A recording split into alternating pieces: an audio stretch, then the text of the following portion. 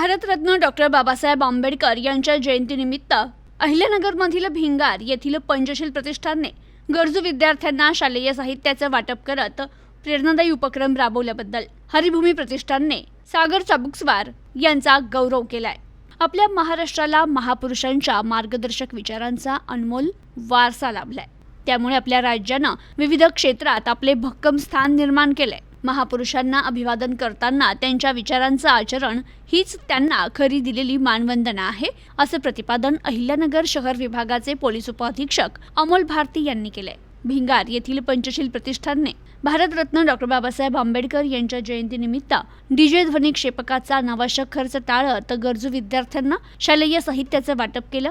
या पर्यावरणपूरक आणि कौतुकास्पद उपक्रमाबद्दल येथील हरिभूमी प्रतिष्ठानच्या वतीनं पंचशील प्रतिष्ठानचे सागर चाबुकस्वार यांचा शहर विभागाचे पोलीस उपअधीक्षक अमोल भारती यांच्या हस्ते पर्यावरण मित्र सन्मानपत्र आणि पुष्पगुच्छ देत गौरव करण्यात आला। यावेळी अमोल भारती बोलत होते।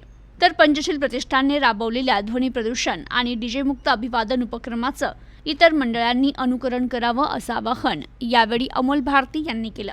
तर हरिभूमी प्रतिष्ठानचे अभय ललवानी म्हणाले, सागर चाबुकस्वार आणि त्यांच्या सहकाऱ्यांनी डीजे ध्वनी क्षेपकाच्या अनावश्यक खर्च टाळत शालेय विद्यार्थ्यांना केलेली मदत ही निश्चितच कौतुकास्पद आहे।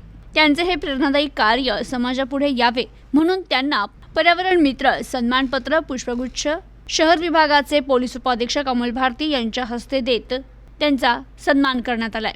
तर यामुळे इतरांना देखील प्रेरणा मिळेल असं मत उल्हास नांगरे यांनी व्यक्त केलं। Bureau report news today 24 Ahilyanagar.